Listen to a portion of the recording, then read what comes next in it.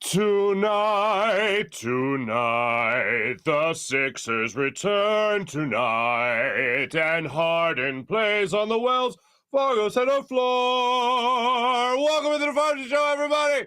Presented by the great people at Destination Retirement, destinationretirement.com. I'll write the rest of that song another day. It just kind of came to me. Welcome to the Farzy Show, live from the Steven Singer Studios. Hope everybody had a wonderful Tuesday. It has an even better Wednesday. Now that the Sixers return to action in South Philadelphia, James Harden makes his debut in front of a national audience, 7:30 tip-off tonight. And I am just tickled pink when it comes to James Harden's debut at home for the 10-9 876ers.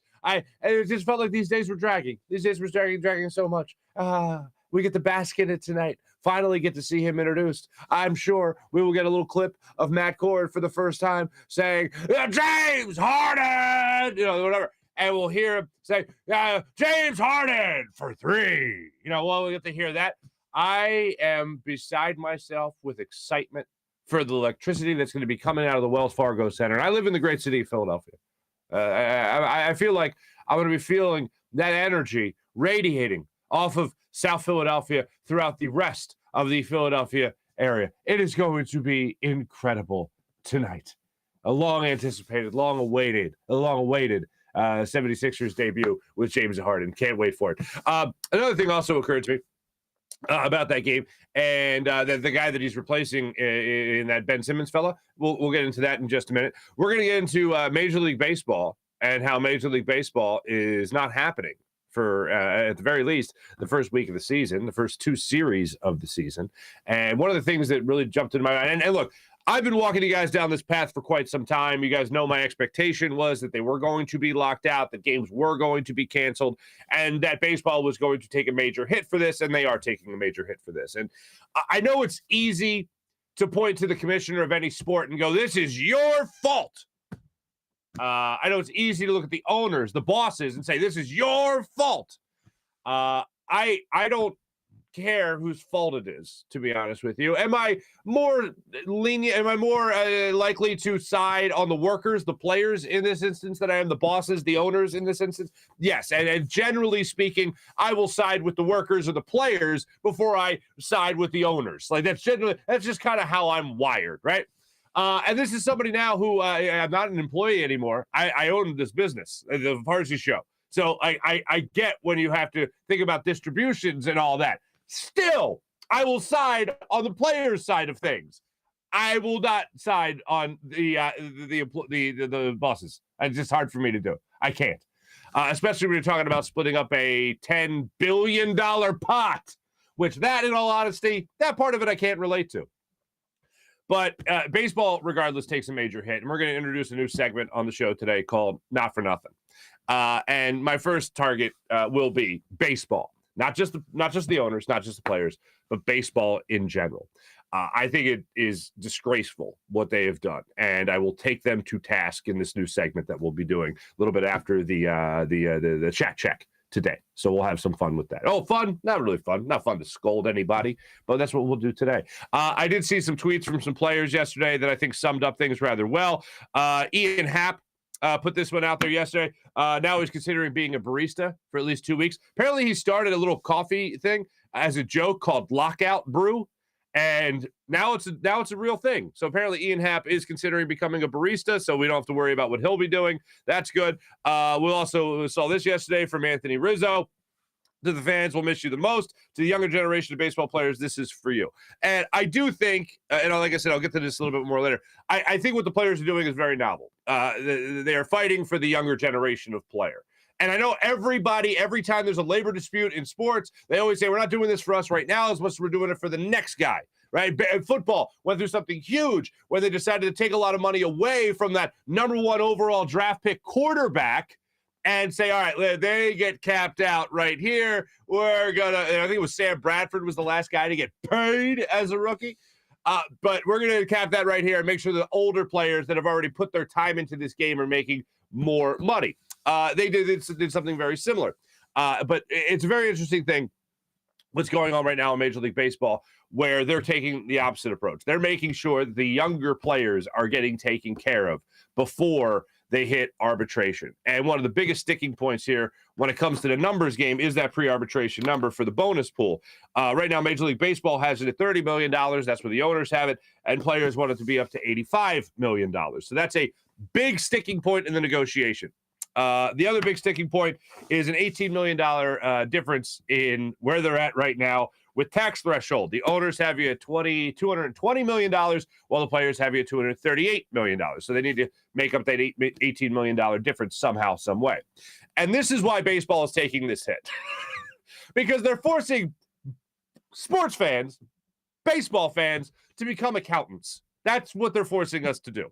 So that's where a lot of people are left out in the cold thinking, why am I going to get involved in this sport that just the second there's another labor dispute, they're just going to say to hell with you and what you enjoy watching. We're going to take care of our business no matter how much time we have to do this.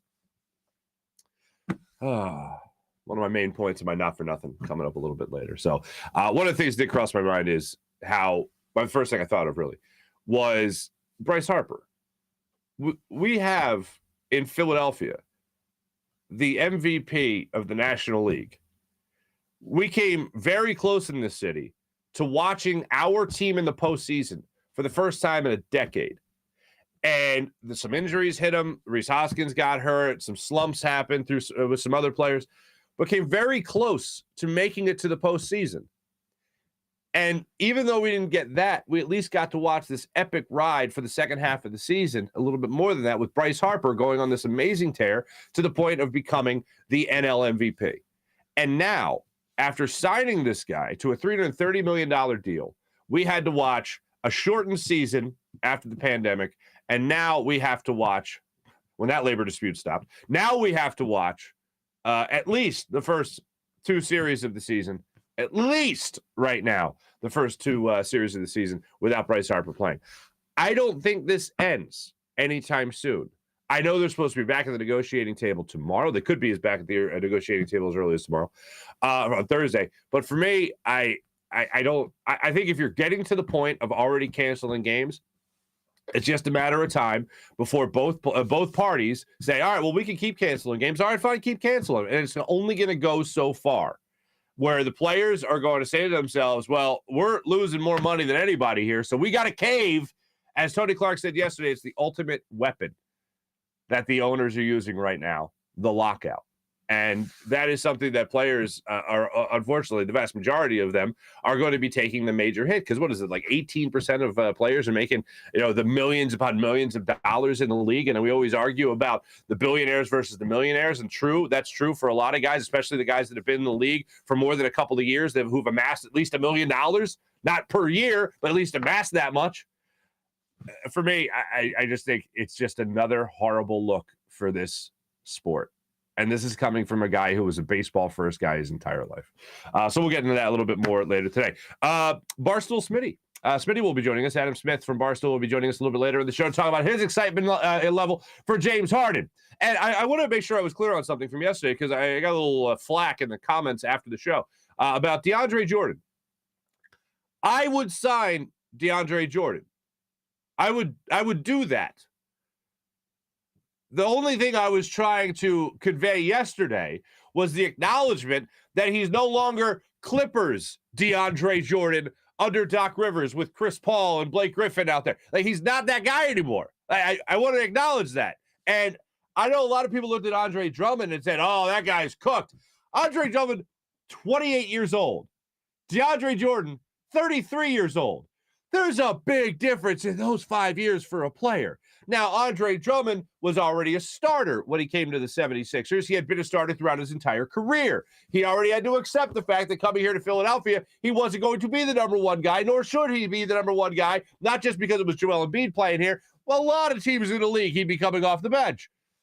So I understand that move. I loved that move. I never even thought for a second he was a player that was completely cooked. I thought, perfect. A perfect guy to come in and fill that Dwight Howard role, give you 15, 20 minutes a night, rip some boards for you, get some cleanup baskets and all that stuff. Great. Love to see Andre Drummond here in Philadelphia. Fantastic. Actually, in that trade, I had more of an issue with the Sixers giving up Andre Drummond than I did with them giving up Seth Curry. I thought offense, not going to be a problem. Rebounding off the bench, that'll be a little bit of a problem here. So for me, when it comes to who I didn't want to see go more in that deal, I did not want to see Andre Drummond go. Now, they're going to go out there and they're going to get, they already got Willie Cauley-Stein. They're the front runners to get DeAndre Jordan. I think those two coming off your bench will be far better served to the 76ers than any more minutes with Bassey, any more minutes with the B-ball Paul, who I love and respect and think he has a bright future. But if you're talking to me about adding veterans that have been there, done that type of thing, I'm all for it. If you could just get some guys that are serviceable off the bench, albeit veterans, I'm all for it. That's where I'm at on the DeAndre Jordan thing, in case I didn't make myself abundantly clear yesterday. That's where I'm at. And somebody else tried to hit me up saying, oh, people said Harden was washed. People said Drummond was washed. Not me. Here's the number one thing I hate about any talk show I've ever done ever, is when people take any argument from somebody else and throw it in my face. Like, oh, yeah, this is what people said about that. Yeah, well, I'm not an idiot. I'm not. Well, I occasionally, most of the time. But on those things specifically, not an idiot. Andre Drummond thought would be a great asset. He was. James Harden, I thought anybody that said he was washed was just looking for some piping hot take. Man, here's the thing I always say about hot takes, and you guys know this. It's not a hot take if you believe it. All right? The James Harden wash stuff was dumb as hell.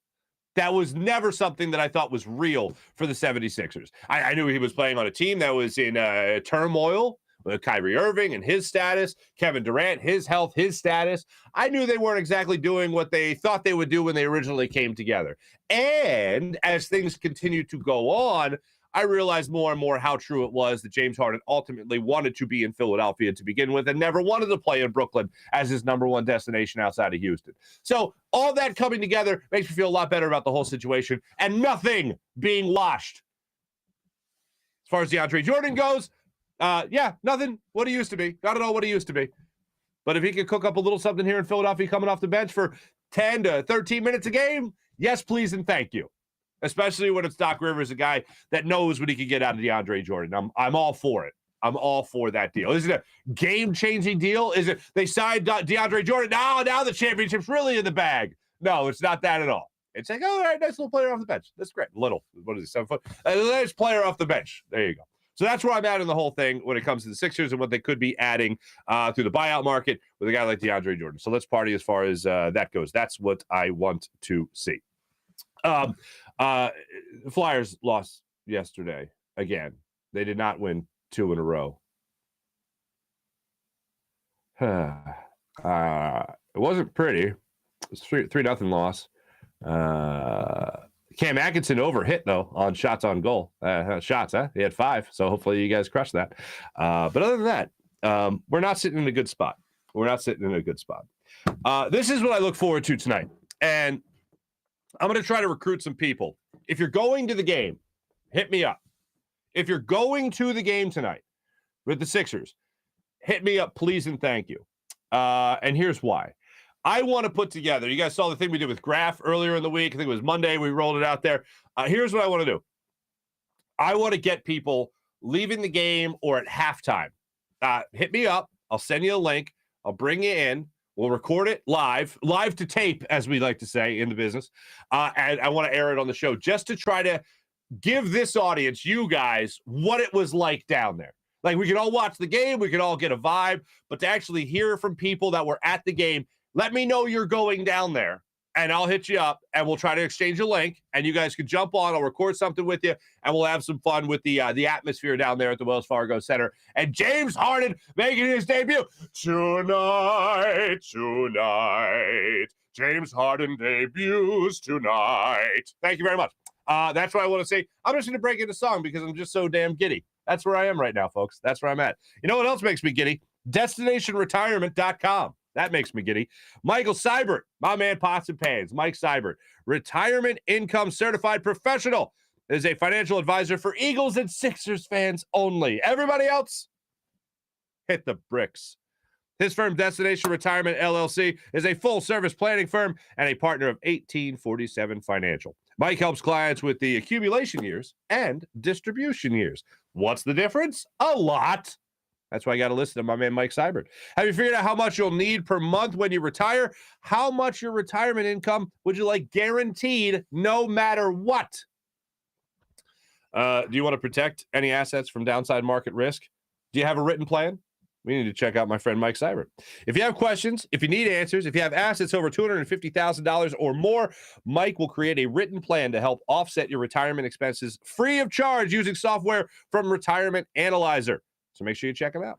He usually charges just under $2,000. So act now. DestinationRetirement.com. Your plan will show how much he can offset your retirement expenses and what you can do in a volatile market and help minimize taxes.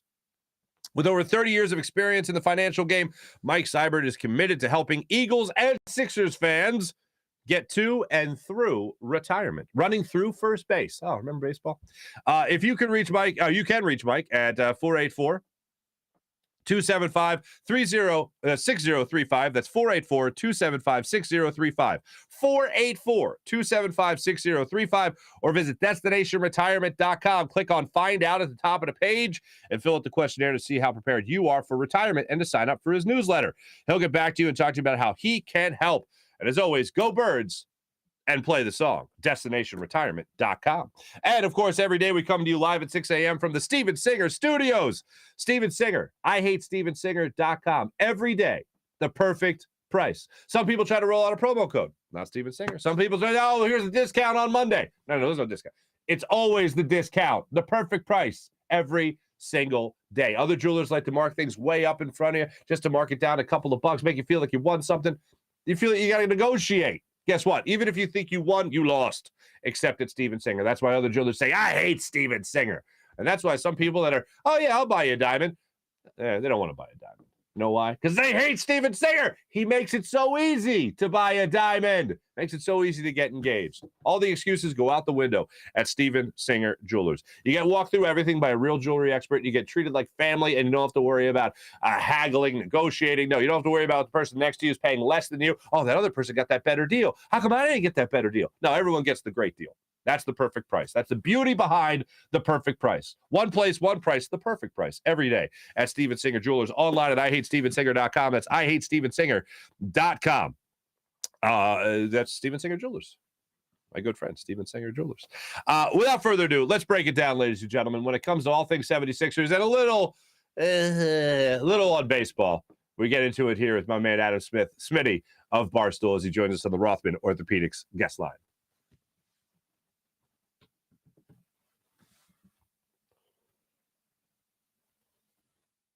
And joining us right now, the Rothman Orthopaedics guest line, our good friend from Barstool Sports, Barstool Philly. You know him as Barstool Smitty. I know him as Adam Smith. Ladies and gentlemen, the great Smitty from Barstool. What's up, buddy? I'm not sure about great, but I'll accept that adjective. Thanks. It's how I roll. Now, if I'm not mistaken, you're a sports fan, a baseball fan. Baseball decided to say once again to the fan base, screw you. And I always point to, owners or players, who can we blame? I know we always look to blame somebody. But the bottom line for me is it's negotiation. So both sides are to blame. And the bottom line is we don't get baseball. So I don't know who to blame, but I know who loses in all this. And that's the fan. Your reaction to the first couple series, at least, of Major League Baseball being canceled. Yeah, I'll give you someone to blame. Ed Wade. Why not? Let's throw him under the bus again. We did it for 2 decades. Hey, Ed Wade's fault. Let's go. This feels good. This feels good. This feels like a retro hate. This is great. This is a throwback. Yeah, but it's embarrassing. You saw Manfred's press conference saying that he was asked directly, like, why haven't you guys been working on this for the past 3 months? You know it's been going on. Why only the past 10 days, specifically the past 2 days, 48 hours? And he's like, yeah, I can't really answer that. Like, what do you mean you can't answer that? Like, what's the matter with you? So it's a sad situation. Baseball is probably my favorite sport growing up, and I love the Phillies. And it's sad when you're trying to still grow the game and keep losing kids who can't hit curveballs of lacrosse, and trying to bring the sport back again. Like it's gonna be tough. Mm-hmm. But Bryce Harper, you can check him out in Tokyo, apparently.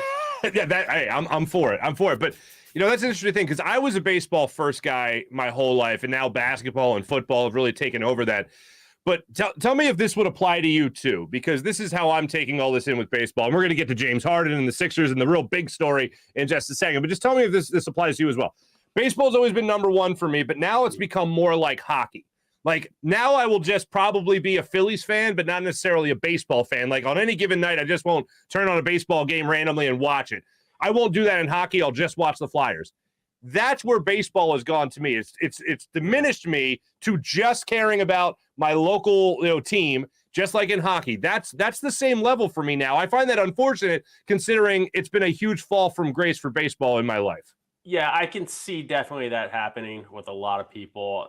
That's exactly where I'm at with hockey, but I didn't play hockey growing up, so I don't know the intricacies behind it, and I still need to ask questions. My hockey guys like, hey, why is this going on, or what's the deal with this? Baseball, I grew up and played through high school, and am a fan of the strategy of the game, of the shift, of the first and second, nobody out. Why the don't you bunt more? Like, I like that stuff, so I'll always follow the game, but there might not be much to follow if they just keep sabotaging themselves. Keep shooting themselves in the foot repeatedly. So that's now we're done with that. Moving on to the fun stuff. Hey, Bryce Harper, though, shout out to him for contacting the Tokyo Giants, because apparently there's another team in Tokyo that's the Tokyo Swallows. And I would prefer him to be a Giant than a Swallower. Really? You wouldn't buy a Harper Swallow jersey? Oh, I would buy it. Oh, okay. I would buy it for sure. Oh, let's not get crazy. Looking out for the guy. Absolutely. So, hey, those Sixers are fun to watch again. I mean, not that they haven't been, but the most fun they have been in quite some time, I think, over these first two games. Granted, 2 games, whatever, for the fun police. But I'm at an excitement level, Smitty, that I was at with the 0-1 Sixers and Allen Iverson. That's where I'm out right now with the Sixers. Where are you? Oh, believe it. I'm there and beyond. And so is the entire fan base. Friday night's game was the most watched non-playoff Sixers game in 20 years? I mean, you got to love what they're doing. It gives them the chance to actually do something this year. I mean, we were talking, Ron and I, on First Time Long Time at the beginning of the year, like if Simmons doesn't come back and Embiid's knee, when it was looking like the meniscus was still bothering him, we were talking about maybe shut him down. Like maybe call this year a wash until you can get rid of Simmons and figure it out. Now this is their best chance to win a championship easily, obviously, since the Raptors series. But in 20 years, they can get it done this year. And hopefully they can make it far. Their biggest trouble right now is going to be their past transgressions in the playoffs, in which they have to overcome, obviously. But hey, narratives are meant to be broken. Eagles won a Super Bowl. Cubs won a World Series. Boston Red Sox won 4 somehow in the last 20 years. They started a dynasty. What the hell, man? So, I mean, maybe top 15 Doc can do it. Maybe Embiid can stay healthy. Maybe Harden can shut up the haters. Like, they're going to have to do it, but at least we're in a good position to try. And I don't think I mentioned at the top of the show. You just did, and I was going to get to it. Obviously, first time, long time. Great podcast that you guys do through Barstool Sports, obviously. I want to know, when people talked about James Harden, when you're in Barstool and you're either in New York or you're in Philly and you're talking to all the New York fans, or maybe even do you guys even have Brooklyn Nets fans in the office? Well, yes, but were they trying to tell you? Right. Were they trying to tell you, or was anyone in New York trying to tell you that James Harden was washed? He's a scrub. And yeah, okay, all right. Oh, yeah. A complete saboteur of the system, which I understand that. Like, he wasn't a good fit with the Nets. The last year in Houston, he wore the fat suit. I get that. You know, you're coming off back-to-back teams that you're basically you traded yourself away. But now he's back home with Daryl Morey. He's happy. He's supposedly healthy. And screw it. Let's see what we can do. That's why I'd rather get it done this year than have to wait to see what happens if he ends up opting in the contract and all of that. Because you never know what's going to go down the line. They have a prime opportunity in a wide open East to do something this year. Screw it. Let's try to get it done. I'm 1,000% with you. And here's what I'm trying to get over, because I still have people trying to tell me that James Harden's a horrible teammate and he's not going to be a fit there in Philly and he's very selfish and all that. And like, my response to that is, is like, that's all conjecture. That's all speculation on your part that it's going to be exactly in Philly what it was in Brooklyn or his last year or two in Houston. But for me, you talk about a me first guy, 28 assists in his first 2 games as a 76er. How can you even attempt to explain to somebody, if you're a hater, how can you attempt to explain to somebody, oh, well, Harden's just a me first guy, when he gets 29 assists in his first 2 games? Well, they're me assists. He's got wide open shots. He's giving it up just for the stat book. Yeah, right.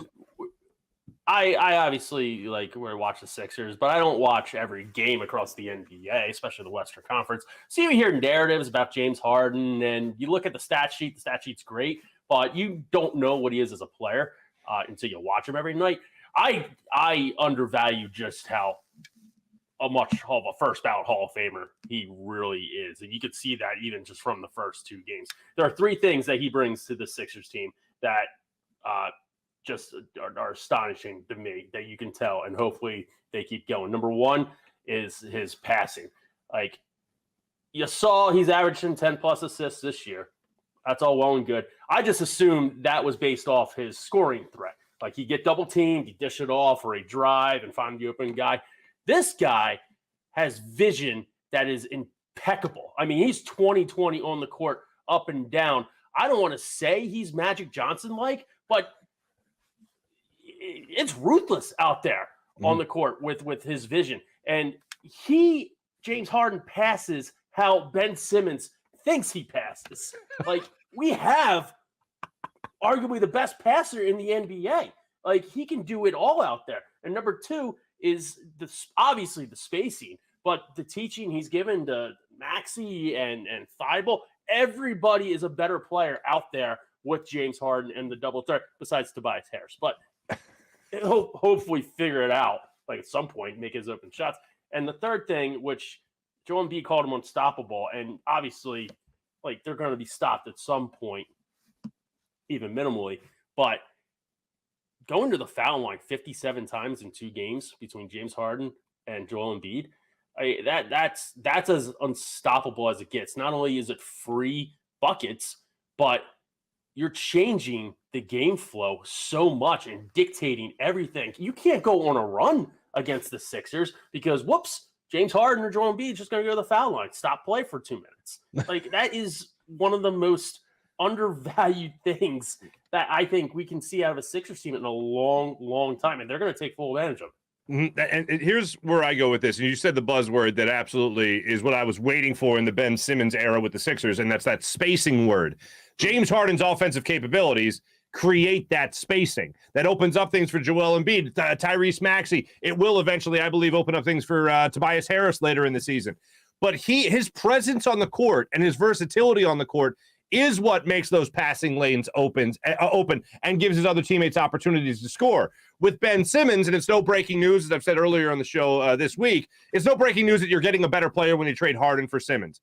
But the things that we were told Ben Simmons was so great at, James Harden does everything better except for the defensive side of things. But everything else, the facilitating, the creating, everything else, attacking the rim, he does better than what Ben did.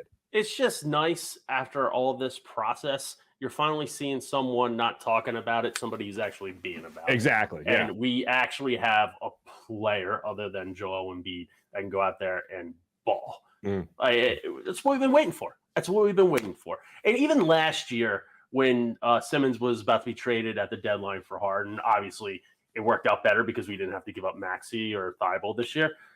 Last year, I was trending in the direction of, okay, we get James Harden, but I kind of want to keep Ben Simmons. I think his upside is a lot more valuable than what James Harden has to bring from the Nets. Obviously, I, along with a lot of other people, were dead fucking wrong with that assessment. And bringing James Harden this year, and like essentially a discount because you don't have to give up Maxey, like, just try to win it this year. Just try to win it this year with everything in place. Embiid is MVP. The East is wide open. You can do it, guys. You can do it. You can shut Boston up for once. Celtics Twitter is the biggest cesspool of I only get canceled. I understand. Right. I understand.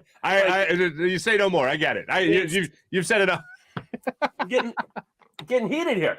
Like I'm tired. I'm tired of every single time we do something right. Celtics fan just comes in and says, "Drop the confetti, 50-point burger, swept in the playoffs, haven't won a championship since 1983." Like, motherfucker, like, who do you think you are? You won one championship since Larry Bird wore the shorts, and it was in 2008 when you had 3 first-ballot Hall of Famers on your team. You should have won 5. Yeah, what the hell? Doc Rivers is the best coach. What are you going to do? Imagine it. I couldn't imagine going into an office where there's just a whole bunch of them Boston people. Just, oh my goodness. Drains you. I'm sure it's exhausting. You mentioned Tyrese Maxey. I want to get to, so obviously James Harden, a former MVP, Joel Embiid, we both agree, shockingly, MVP of this season. Tyrese Maxey, ceiling, perennial all-star? What do you think his ceiling is? I think that if his draft happened again today, he'd be a top 3 pick. He is so quick that he can't be stopped when he wants to do stuff, and he's improved his shot so much. He improved his shot making ability, and the best thing about James Harden coming over is he doesn't have to play point guard that much anymore. He'll still do something with the second team, but he doesn't have to worry about the ball. He can just be him. He can be athletic. He can do what he wants out there. And I hope Tyrese Maxey is the best first-round draft pick since Joel Embiid. I hope he's a perennial all-star, and he's only trending upwards. You see with Harden coming in, he's scoring 28 and 21. Like, he's impressive, and his joyfulness is so contagious out there. Everybody's having a good time, and I think that's directly from his smile and him just like having fun. I mean, granted, winning puts a smile on anybody's face, but he's just a kid having fun, and it's great to see. Absolutely. Tonight, the time we air this, the 76ers open up the James Harden era in South Philadelphia at the Wells Fargo Center with their first home game. Can you find anything that this debut would compare to as far as electricity at the Wells Fargo Center? March 10th, if Ben Simmons is even in a not happening or bombs radius. Man, you're gonna have to go back to AI. I guess like a few years ago when they were playing the Raptors in the Eastern Conference semis. I mean, even last year against the Wizards and the Hawks, people forget Ben Simmons had a triple-double without Joel Embiid the last game against the Wizards to close them out. I mean, the Hawks series was pretty – people were electrified in there game 1, like trying to stop Trae Young, especially at the end of the game when they were making a comeback. In terms of just in terms of like debuts, like anticipation to get somebody on your home court or field finally. I mean, what are we comparing it with? Elton Brand? Andrew Bynum? Oh my God. Remember Andrew Bynum and the different haircuts on Tuesdays with Bynum? Anyway, I'm talking about like maybe Cliff Lee's debut as a Philly, Roy Halladay, Bryce Harper, maybe stuff like that. Yeah. I mean, you can go down the list of all-stars coming into town, but I'll give you one. T.O. Beautiful. T.O. Yeah. That's I think that's the most fair comparison for electricity that you can get.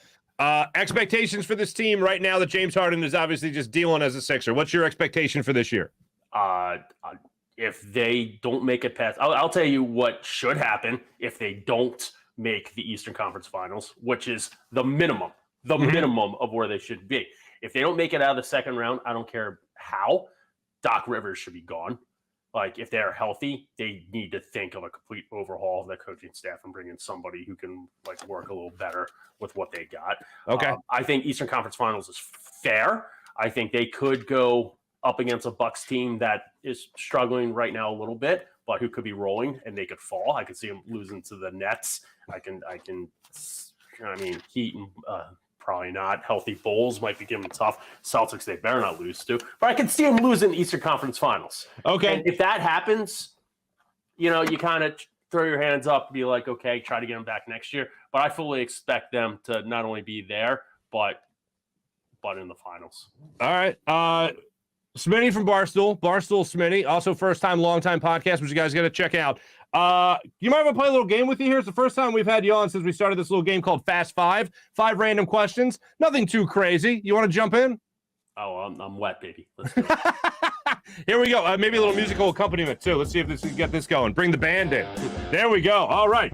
Best job before this job. Best job before this job. Best job before my Barstool job? Yes, sir. Oh, I'm trying to think of one that I didn't get fired from. The Upper Mainline YMCA summer camp counselor. And I did still get fired from that. How the hell did you get fired? Dodgeball incident. What are you going to do? Hello? Is this Billy's mom? This is Smitty? I was the one making the calls. He did. Just to apologize. He didn't dip or duck or dodge. Anyway, second question. Go-to fast food place. It depends what you classify as fast food. It has to have a drive-in. It has to have a drive-in. Or a drive-through. Shake Shack, no. Wendy's. Oh, Chick-fil-A. Chick-fil-A drive-through. I swear everyone said Chick-fil-A. Everyone has said Chick-fil-A. First date deal breaker. In your dating days, first date deal breaker. The lady does this, you're like, nope, I'm out. No, something rude that waits, whatever. What is it? Cowboys fan. Ooh, very good. Very good. That's, yeah. Just jumped on some bandwagon. Favorite city to travel to? Remember traveling? Yeah, I do. The wife and I make it out to Las Vegas at least once a year. Very nice. And finally, in traffic, what makes you beep your horn? Makes me beep my horn in traffic? See, I lay off the horn because my little car has such the most feminine beep possible. It's like, excuse me. It's like, it's not worth it.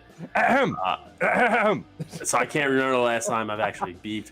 Wow. Probably just, somebody on their phone at a stoplight turns green. That'd be number one. That's the most common right there. Somebody needs a little push. Just a little encouragement. That's all that is. It's whispering things of encouragement is what it is. Adam Smith, Barstool Smitty, so great catching up with you as always, my friend. Make sure you guys listen, of course, to First Time, Long Time podcast. You guys do a phenomenal job with that, in all seriousness, and follow everything that Barstool Smitty is doing on social media and all the great platforms there. Smitty, thank you so much, brother. Thank you. And you can cut this out if you need to. The Barstool Sportsbook, we do props for Sixers games every single time, boosted odds. We're 2 for our last 2 with Harden and Embiid, and we got another one tonight, so go to that Barstool Sportsbook in PA. Download it, get on it, and get yourself some plus 300 odds for tonight for Embiid and Harden scoring 20 and a win over our Knicks. Plus 300. Like, what are you going to do? Done. Absolutely. Yeah. And I'll be keeping that in. Smitty, thanks so much, my friend. Much appreciated. No, thank you. Barstool Smitty joining us here on the Rothman Orthopaedics guest line.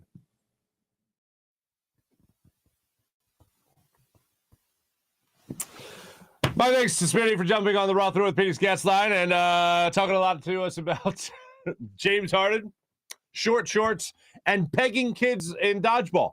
That I would have liked to have been on that phone call. Have you guys ever worked at a camp? I've never worked at a camp per se, but I was a lifeguard. Like, we used to teach swimming classes in the summer. This is the first paycheck job I ever had. I worked a summer as a swimming instructor, and I taught little kids how to swim and stuff. And that was a great job. And the camps would come in at the end of the day. It was for Warminster Parks and Rec. So I was in the Parks and Recs department, and I was like 17, maybe 16, 17, 18 when I did this. And the parents would come in, drop their kids off, teach them, and then the camps would come in at like 1 p.m. The camps for Warminster Park would come in, and we have the lifeguard for like an hour. And the stuff that you see, like if you're a teacher, you can identify with this as well because it's still trying to manage little kids. But what really sucked for us was the camp counselors, they thought once they were at the pool, their job was done. So there was like 4 lifeguards, 100 kids, and like 10 camp counselors that were like, nope, this is my vacation hour. And that was stressful. So I saw some like rough housing, and whatever, you're playing with the kids, you're having a good time. if you're a camp counselor. And it's like, oh, kid would slip, and it was like, okay, that gets reported, right? But what I never witnessed was a dodgeball grudge match between counselor and child. That would have been a phone call I would have liked to have heard between the bosses of Barstool Smitty and the kid. That the camp Smitty, counselor Smitty was taking the dodgeball game a little too serious. And now I can't see out of my left eye. That's kind of something that would be entertaining. That would be entertaining. Let me tell you about I'll tell you what, if a kid got hurt though during dodgeball, you know who he or she should see? Rothman Orthopaedics. When you have an orthopedic issue, you need a physician who eats, sleeps, and breathes orthopedics. You need an exceptionally specialized Rothman Orthopaedics physician. They not only specialize in orthopedics, but each of their physicians only focuses in on one area of the body, which means you can have the confidence to get past the pain and be what you were. Visit them, one of the 30-plus locations in Pennsylvania and New Jersey, including 4 orthopedic-only urgent cares. Learn more at RothmanOrtho.com. That's RothmanOrtho.com. How about the great people of WinView? Here's what I like, ladies and gentlemen. When it comes to tonight's game, Sixers right now at minus 10.5. Here's what I like, and I'll tell you right now what I like, and this is what I'm betting my friend on. I'm betting right now James Harden hits his over at 23.5. And I'm also going on Joel Embiid getting his over of 30.5. So that's what I like tonight. Betting a friend through WinView. Now, just remember this. WinView is not a sports book. It's not daily fantasy. It's a social gaming app where you can win real money prizes for making predictions on the games that you love so much. So download the WinView app right now and have yourself a good time against that friend or family member who thinks they know everything about sports. See if they can walk the walk as well as they talk the talk. With WinView. Download the WinView app right now. Have yourself a good time. And make sure you're following all major stories through PHL Sports Nation, Philadelphia Sports Nation, enhancing your Philadelphia sports fan experience across all social media and blogs. Before I jump into the chat check, and I saw we had one new person say hello. Shiloh, I think, is new. Shiloh, welcome in. Nice to have you. How's that grab you? Here we go. We're going to get into a little segment called Not for Nothing in 1 second, but I want to set it up a little bit here. First, I want you to hear from Rob Manfred canceling baseball yesterday. Rob Manfred, ladies and gentlemen, everyone's favorite commissioner. I had hoped against hope that I would not have to have this particular press conference in which I am going to cancel some regular season games. We worked hard to avoid an outcome that's bad for our fans, bad for our players, and bad for our clubs. I want to assure our fans that our failure to reach an agreement was not due to a lack of effort by either party. The players came here for 9 days. They worked hard. They tried to make a deal, and I appreciate their effort. Our committee of club representatives committed to the process. They offered compromise after compromise and hung in past the deadline to make sure that we exhausted every possibility of reaching an agreement before the cancellation of games. I don't believe you. I don't believe what you just said. And first off, I think any time in a professional setting somebody says we appreciate the effort, I feel like that is the most pat on the head type of thing. And I think, quite frankly, that the owners were begging the Players Association to drag this out and come to the final hour, which the final hour was set by Major League Baseball, not the players. But I think they were hoping and praying that they would ask for just a little bit too much than they thought, just so they could lock out. I think the owners were absolutely 1,000% rooting for the lockout, which is why I got to choose between two evils. If I have to do that, I'm choosing the owners to blame more so than the players, but by a hair, because this is something that should have been worked out. And I know I'm getting ahead of myself. I want to get that to the Not for Nothing. That was one side of the argument. That was your commissioner, Rob Manfred. Now it's time for the Players Association, Tony Clark. And after this clip, I will tell you how old Tony Clark is. So just take a listen to this. But the reason we're not playing is simple. A lockout is the ultimate economic weapon. Let me repeat that. A lockout is the ultimate economic weapon. In a $10 billion industry, the owners have made a conscious decision to use this weapon against the greatest asset they have, the players. But the group won't be intimidated. I've seen more unity over the last few years than at any time in our recent history. That's beautiful that everyone was getting together as far as the Players Association goes, and it's beautiful that they were trying to do this for the future generation of baseball player, so that basically you can't have control of a player for 6-9 years when they get into the major leagues. Well, when it comes to contract negotiation, unless that player does win their arbitration case, which the players are also trying to argue more money, and the difference right there is $55 million. So that's what they're looking at right now as far as that pool goes. Those are both sides. Here's a new segment on the show. We're going to call, ladies and gentlemen, Not for Nothing. Now, Not for Nothing, I had to give a shout out to my buddy Niels, right? It was actually, I referenced my friend Bennett a lot. A friend of his from college, Niels, great guy. He's not from the area, all right? I think mostly Miami is where he's from, all right? And I use the phrase Not for Nothing probably more often than I should. And he asked me, he goes, I hear that phrase a lot from like New Yorkers, Philadelphians, a lot of people from the East Coast. What is like upper northeast quarter of the United States? What is that? What does that mean? Like, what does that Not for Nothing mean? And I was thinking about it. I was like, I don't even, and I was like, wow, what do I mean when I say and invoke Not for Nothing? And what I came to the conclusion on and explained to him, I was like, I feel like when somebody like me says Not for Nothing, when somebody from the Northeast quarter of the United States says Not for Nothing, what they mean is you don't want to hear this, but you're going to hear this. It's like something that is not necessarily the best thing you want to hear, the favorite thing you want to hear, but it's something that you need to hear. And it's like, hey, regardless of circumstances, this is what needs to be said. And that's why it brings us to this segment today entitled Not for Nothing.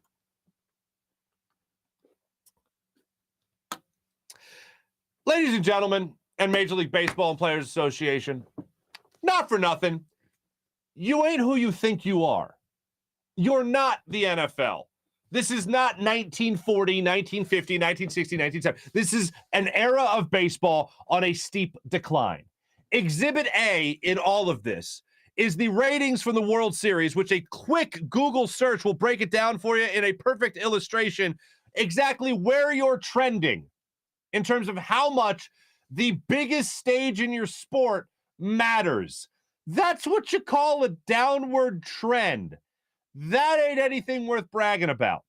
And to go on a labor strike, a lockout, whatever you want to call this, it is by definition a lockout. The owners are locking out the players. This isn't like 1994 where they canceled the World Series over that labor dispute. This is a lockout. The owners are saying, no. You don't get paid until you start playing. So the ultimate advantage goes to the ownership in this scenario. But who the hell do you think you are, baseball, by even decreeing a lockout?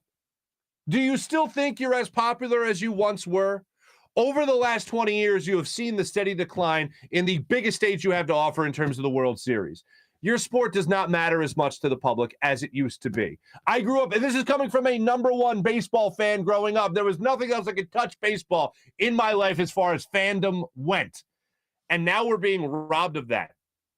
Now you have dwindled this sport down to a very slow, boring pace already. Yesterday, the thread that baseball was holding on to snapped. Baseball, in the hearts of many fans, was already starting to become something they had to justify their love to, as opposed to just something that they just accepted. Because, no, I just love baseball. I don't know. Can't explain it. I was like that for a long time, and now it's beyond the point of justification. To allow this lockout to happen, especially after 2 years ago, you had a sneak preview of what your arguments were going to be due to the pandemic when you couldn't agree on the financial ramifications of the season itself and took forever to put it together, to the point where you then had to delay the season further and further and further until you had, a quarter of the season to actually play. When people were begging for a distraction in sports, baseball could have been the hero. And instead, then it felt like we were being held hostage as fans. Give me something to watch before the NBA bubble. Give me something to watch before the NFL season. Give me something to take me away from all the other things I got going on in my life, of all the other concerns. Give me those 3 hours to sit down, 3.5 hours now, to watch a baseball game. And during that time, they couldn't come to an agreement. The safety protocols were like, oh, yeah, safety pandemic. Oh, no, we're fine. But the money, and neither side wanted to give in to anything because they knew it would set the stage for something like this. And even with that sneak preview 2 years ago, they couldn't come to an agreement by the deadline that Major League Baseball enforced. This is embarrassing. Of all the work stoppages that I've been through in my life, whether it be the NFL, whether it be Major League Baseball, the NHL, and before yesterday, Gary Bettman was the worst period commissioner you could have ever had in sports. Manfred took the cake yesterday. He's the worst by far. Roger Goodell had a pretty good run there for a while too. Manfred with a work stoppage, that's the end of it, folks. I can't say it enough. I think the perfect way to paint the picture, I showed you the illustration here.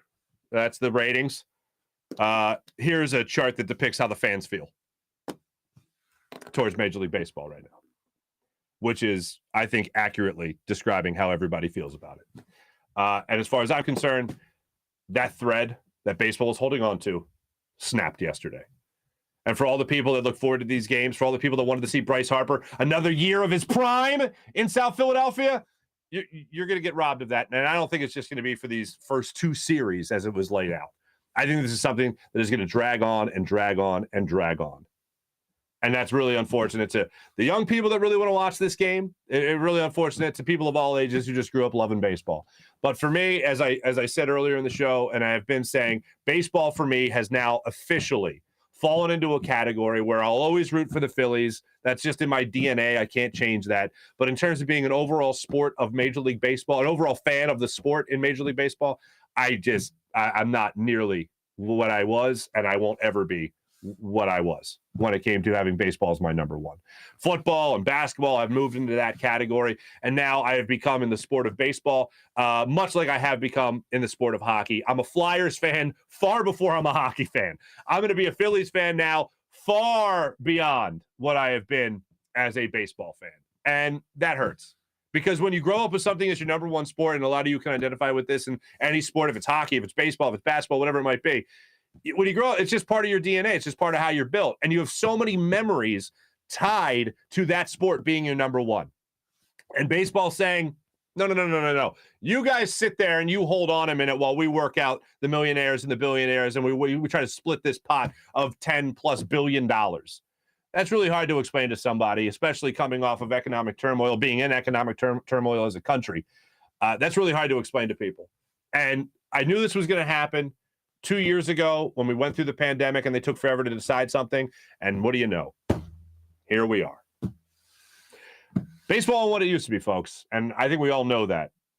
And yesterday they just offered the ultimate middle finger to you, the fan, and the fans offer it right back to Major League Baseball. To the kids, hey, that just want to watch, I hope you get to watch it. And I hope we get more of Bryce Harper's prime here in Philadelphia and don't have to miss any more time of it. That was today's Not for Nothing.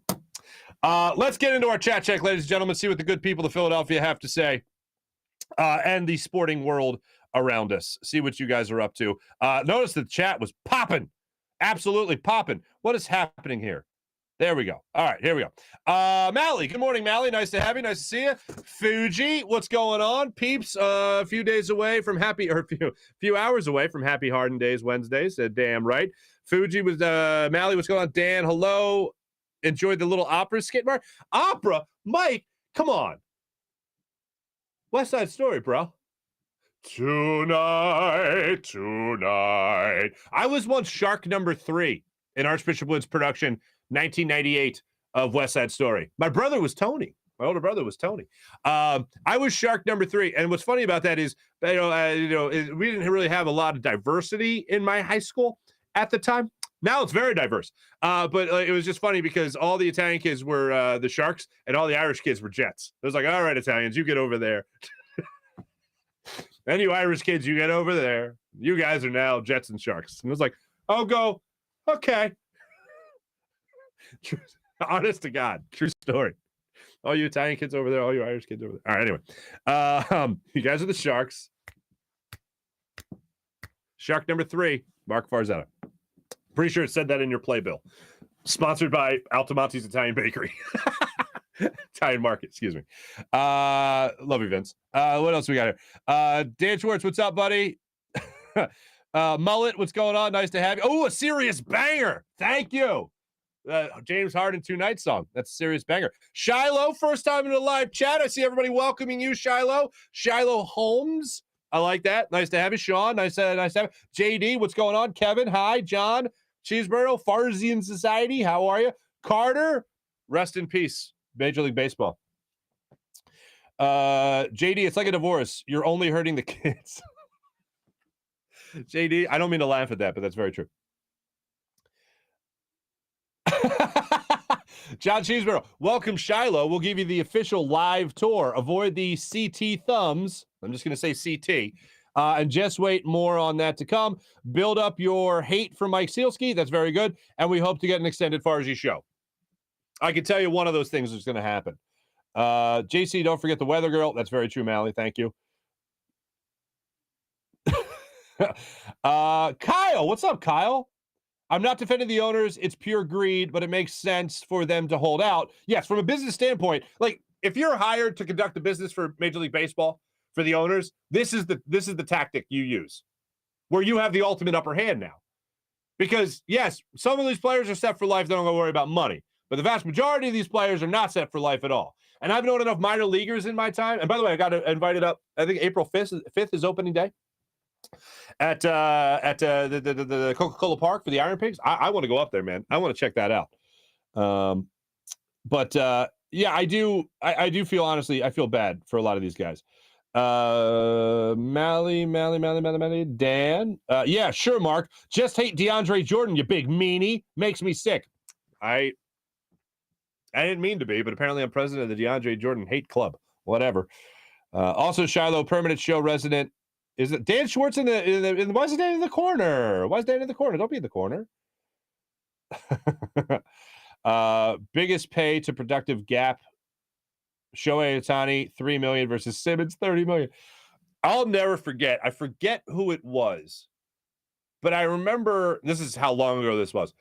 Somebody was comparing paychecks and contracts to like hockey versus football. And who was the Flyers forward back in the day? I almost said he had a bit of a mullet. That doesn't really narrow it down. Michael Handzus. Yeah, I remember he had this hair flapping around the back. Michael Handzus was making more money than Brian Westbrook. Like that would, what? Insane. And he did that for a number of guys throughout sports. Like this guy was making more than that guy. You never thought it, but it's the way the CBA is in their league. It's absolutely insane. Philly Jackson. Nothing new with the Flyers, obviously. Yes, Philly. Unfortunately, that's true. Ben Timmons, what's going on, buddy? Nice to have you in here again. Rick, what's going on? Harden time, baby. You're damn right.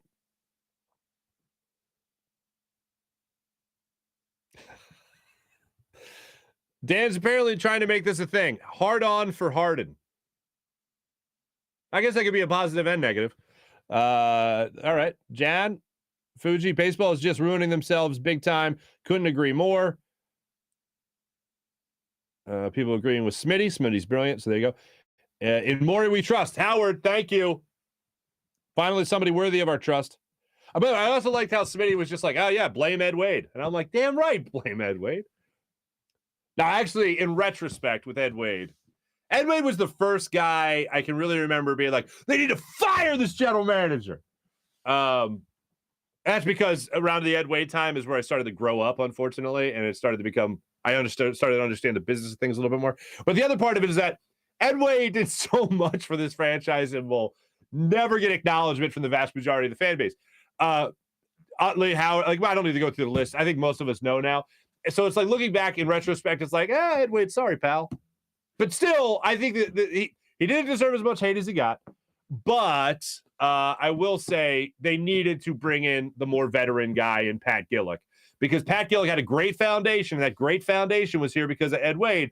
But Pat Gillick was the guy to go out there and say, all right, where do I find the other pieces here? I need another starter, a veteran, someone that can help nurture that young talent in Cole Hamels. Jamie Moyer, get over here. I need another starter in the back end of this rotation. Joe Blanton, get in here. I need to groom some of these guys. Make a deal, bring in Brad Lidge as your closer, really solidify things. Great deal. Jason Worth. Let me roll the dice on this kid that I really loved in Baltimore. Jason Worth comes in here. Next thing you know, he's worth $127 million to the Washington Nationals. Like Ed Wade was the guy that obviously built the foundation. And then on top of that amazing foundation and first floor, I'll even say first floor, Pat Gillick came in and said, oh, let's make the next floor and even the attic look impeccable. And that's what we got. I think that's a record for most hand gestures, even for me, ever in explaining something. Anyway, Boston Twitter. Ronald says Boston Twitter, laugh out loud. Eddie Maurer. Trump is ringing the bell. Are we talking politics in the chat? Oh, we are talking politics in the chat. Guys, politics are dumb. Let me explain this to you. All I got to say is God bless the Ukraine. That's amen. Mally, Mark's trying to be the David Hasselhoff of Parks and Rec, running in slow motion. Actually, I wasn't running because lifeguards don't run. There's no running around the pool. Blow my whistle. No running. Actually, you guys remember, what was it called? Whale's Tales? What the hell was the name of this show? Whale's Tales? It was like a pool safety instructional video for kids. I think the show was Whale's Tales, and they had one specific episode for safety for kids. And there are phrases like, look before you leap. Like running, like if you're running into the pool, don't jump on another kid. The other was just like something like don't run. And I'm like, well, that's not creative. But anyway, so we would try as the lifeguards to try to work those phrases in to us yelling at kids. And not yelling at kids, but telling them not to run around and stuff. And I remember I had a great moment, a shining moment, very proud. I was about 16 years old, and a kid got a running start and jumped into another kid, jumped on the other kid in the pool, in the shallow end. And I blew my whistle. Everybody stopped. Silence from that whistle. That's how aggressive. I was a referee for 10 years. I knew how to blow that whistle. So I go, tweet, and I go, hey, look before you leap. Legend. I'm a legend. Warminster Parks and Rec. Legend. Just because I was able to work that line in. Stupid story, but it made me feel good. I'm sorry. JC, I heard the Who Jason Bourne movies were based on PJ's former life. There you go. Show get together. That's got to happen. Mark would love to hurt a child during dodgeball. It's sick, just sad. Thank you, Dan. Manfred is useless. John, I agree. Sealski's probably defending Manfred and the owners. Luigi, maybe. Don't believe a word of what Manfred says. I agree with you, April. By the way, April, thank you for sending me that MLB.TV, Jazz, on how Major League Baseball's owners, or how Major League Baseball .TV, MLB.TV, is like, hey, we don't have games, but we're not going to charge you. You're not charging me for... If you did charge me, you'd charge me for nothing. Thanks. Half the fun of the pool was trying to jump on your friends. Not in my watch, April. Not on my watch. I keep a safe pool. Kevin Guest, as a ref, I bet Farzy was super intense, would give someone a T. 10 years as a ref.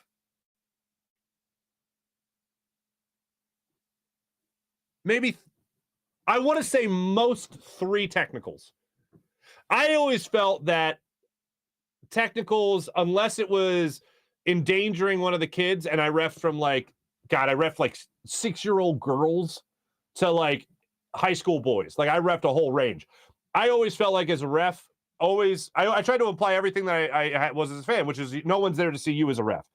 My job for youth sports was safety and fair play. And I felt like if those 2 things weren't being threatened and somebody was just dogging me, it would take a lot for someone to get a technical from me. I will say that.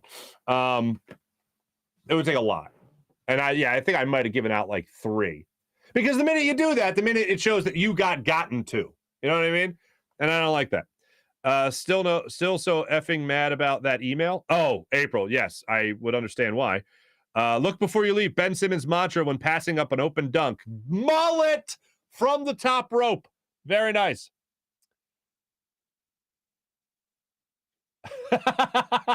Yeah, whale tails is definitely not what Mark means. Laugh out loud. Very true. Don't Google whales tails. Maybe you should. I know.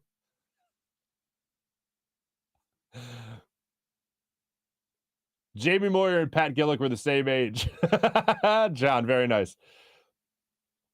Wow, Kevin, nice reference. We can just cross the T's and dot the lowercase j's. Kevin Pollak, great cameo in that movie, Wayne's World 2. Wayne's World 1 and 2 quotes since yesterday. You've been going wild, Kevin, you've been going wild with the Wayne's World 2, 1 and 2 quotes? There was a time in my life where I could recite the entire movie of Wayne's World. The first one. Not the second one, but definitely the first one. So there you go. Oh my God, Altamontes, I miss them so much. There's April. I don't know if you were around here still when they opened it. I grew up on Altamontes. Like I know some people like in Willow Grove grew up on Sam's Italian Market. I know obviously in Philadelphia, everyone down 9th Street and all that, the Bruno Brothers and all the Amazing Pitaludos, all the great places down there. From my thing in Bucks County, growing up in Doylestown, there was a Altamontes Italian Market down the street from my high school, from Archbishop Wood. And after practice, my dad and I would go there and get hoagies and stuff after like basketball practice and stuff. And it was, oh my God, it was the best. And I'll never forget one time, and all the times we went there, we timed it perfectly where we got there just as the fresh cannolis were coming out. The fresh cannoli was coming out. We bought, I think we were having some people over. We bought like 10 cannoli. And I get in the car and I feel the box. And I'm like, Dad, these are still warm. And he goes, really? Open that up. So I undo the string. You know, that was always a big thing. You know, undo that little string on the bakery box. And like you put your finger through the ragout, right? Through regatta cheese. And oh my God, heaven. Folks, I don't plan on living an evil life. All right. But if I'm ever on death row and if I'm ever about to get the chair, my last meal will be fresh cannoli, just right out of the right out of the oven from Altamontes. That's how great these cannolis are. And we bought 10. I think 6 made it home. Yeah, that's right. We crushed 4, the two of us, on the way home, which was like a 20-minute drive. And like by the time we got home, we just had like the powdered sugar all over us. I had chocolate chips, too, because you got the chocolate chip. Oh my God! All right, I'm gonna have to buy some cannoli now. The other day I had a cannoli for breakfast, and I'm like, this is a good life. This is a good life. I need a whole show on a walk-in voice. At least one chat check should be done with Farzi's walk-in impression. That's very nice of you. James Harden debuts tonight. Anyway, all right, that's that. Fresh cannoli, swing mullets again from the top rope. Very nice. We need a chat check segment where someone in the chat receives a $100 check from Marc. It'll be fun. Yes, that would be fun for a lot of people. Thanks everyone who participated in the chat check. Again, if anybody's going down to the game tonight, hit me up on social media. Best to tweet me probably. I want to get some live hits, or not live, but I want to tape some live hits, live to tape we call it, from the stadium while everything's going on. I just want to get a vibe and be able to play it for you guys tomorrow. Hopefully we can execute that for tomorrow. Let's get into our Morning Rush, brought to you by Sky Motorcars, SkyMotorcars.com. Morning Rush segment. Sixers back in the hardwood, 7:30 tonight is tip-off in South Philly. James Harden makes his debut, of course. And the Sixers right now, as I said earlier, are at -10.5. So make sure you get in the action right there. Flyers. I meant to check the Flyers, and I did not check the Flyers. But the Flyers, and I'm going to do it too, because I know, look, I know there's a lot of Flyers fans in the country. I know there's a lot of Flyers fans that watch this show, and I don't want to shortchange you guys on your Flyers information. But after losing last night, the Flyers are going to be back on the ice at 16, 27, and 10 on the season. Again, Cam Atkinson hit his over on shots. They got the Wild. So they lost the Oilers last night, 3-0. They got the Wild tomorrow night. They host the Wild. So that'll be fun. Hey, in their last 10 games, the Flyers are in their best stretch. They've won like 3 games. So they're 30% win percentage. That's good, right? Anyway, thanks, everybody. Appreciate you guys, as always. Thanks, everyone who participated in the chat. Thanks, everybody. Oh, your grandmom, April, would get there all the time? Yeah. Altamontes is great, man. Thanks for listening. Thanks for watching. You guys are fantastic, as per usual. Jim Hyden produced the program. Did a fantastic job, as per usual. This is a Buzz Sports Entertainment production. My name is Marc Farzy, live from the Steven Singer Studios every day at 6 a.m. Make sure you guys hit subscribe. It's the Farzy Show, presented by Destination Retirement, destinationretirement.com. Have a great day, everybody. Enjoy James Harden's debut tonight. James Harden debuts tonight at home, and I will be so flippin' excited. See you guys tomorrow morning. Have a great day.